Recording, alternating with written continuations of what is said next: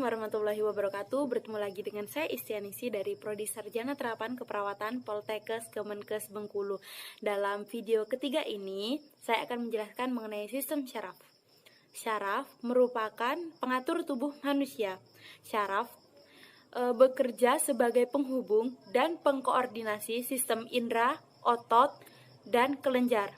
Syaraf terbagi menjadi dua bagian, yaitu syaraf pusat dan syaraf tepi. Syaraf pusat terbagi menjadi otak dan sumsum tulang belakang, di mana pada bagian otak terdiri menjadi tiga bagian, yaitu otak besar, otak kecil, dan batang otak. Yang pertama adalah otak besar. Otak besar disebut juga dengan cerebrum. Otak ini memiliki 4 lobus, yaitu lobus frontal, temporal, occipital, dan parietal. Masing-masing lobus memiliki fungsi-fungsi yang berbeda. Di antaranya, yang pertama adalah lobus frontal. Lobus frontal adalah lobus terbesar dan memiliki fungsi mengatur sistem bicara, sistem gerakan, emosi, dan perilaku. Selain itu juga, lobus frontal memiliki fungsi intelektual, yaitu dalam perencanaan, pemecahan masalah, dan fokus. Selanjutnya adalah lobus temporal. Lobus temporal adalah lobus yang terletak di kedua sisi kepala. Lobus ini memiliki fungsi dalam mengatur sistem pendengaran, sistem ingatan, dan emosi. Selanjutnya adalah lobus occipital. Lobus occipital terletak di kepala bagian belakang. Lobus ini mengatur sistem penglihatan. Selanjutnya adalah lobus parietal. Lobus parietal adalah lobus yang memiliki fungsi mengatur sensasi, yaitu seperti tekanan, nyeri, suhu, dan lain-lain. Selanjutnya adalah otak kecil atau disebut juga dengan cerebellum. Otak ini terletak di bawah lobus occipital, memiliki fungsi sebagai motorik halus, mengatur posisi tubuh, dan mengatur keseimbangan antara otak kiri dan otak kanan. Selanjutnya adalah batang otak. Batang otak terdiri atas 4 bagian, yaitu spons, medula oblongata, midbrain, dan Dionserhaten. Di mana pertama adalah spons.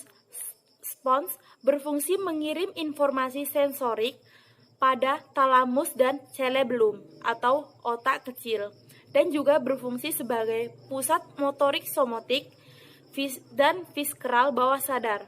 Selanjutnya adalah medula oblongata, berfungsi dalam mengatur pengiriman informasi pada talamus dan bagian lain dari batang otak. Selanjutnya adalah dan juga memiliki fungsi sebagai pusat otonom untuk fungsi fiskal seperti pernafasan, pencernaan, dan kardiovaskular. Selanjutnya adalah midbrain. Midbrain berfungsi dalam memperbanyak data auditori dan visual, dan juga menghasilkan respon motorik sensorik refleks dan menjaga kesadaran. Selanjutnya adalah Dionserhaten. Dionserhaten terdiri atas 2 bagian, yaitu talamus dan hipotalamus, di mana talamus memiliki fungsi sebagai penerima dan penghantar dari fungsi sensorik. Selanjutnya adalah hipotalamus. Hipotalamus berfungsi mengontrol emosi, fungsi otonom, dan fungsi hormon. Selanjutnya adalah bagian kedua dari syaraf pusat adalah sumsum tulang belakang. Sumsum tulang belakang terdiri atas 5 tempat, yaitu cervical atau leher, terdapat 8 pasang. Yang kedua adalah pada bagian toraks atau dada terdiri atas 12 akar syaraf. Pada bagian lumbal atau perut terdiri atas 5 akar syaraf. Pada bagian sakrum terdiri atas 5 akar syaraf, dan pada bagian tulang ekor terdiri atas 1 akar syaraf. Dan juga sumsum tulang belakang terdiri atas 2 bagian, yaitu bagian bagian putih disebut juga dengan substansia alba. Bagian ini terdiri atas akson, di mana ketika naik akan berkomunikasi dengan otak, dan ketika turun akan membawa impuls atau sinyal yang disebarkan ke seluruh kelenjar di tubuh. Selanjutnya adalah bagian abu-abu, terdiri atas tanduk lateral, tanduk dorsal, dan tanduk ventral, di mana pada tanduk dorsal dan ventral berhubung dengan otot rangka, sedangkan tanduk lateral berhubung dengan otot polos dan juga otot jantung. Selanjutnya kita ke bagian syaraf tepi.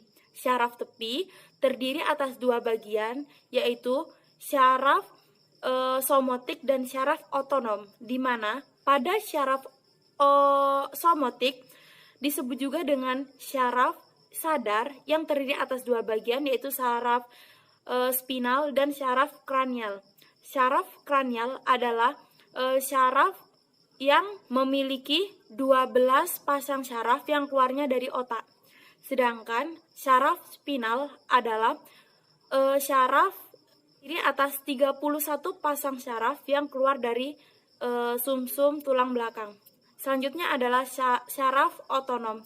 Syaraf otonom adalah syaraf tidak sadar, di mana syaraf ini terbagi menjadi 2, yaitu syaraf simpatik dan parasimpatik.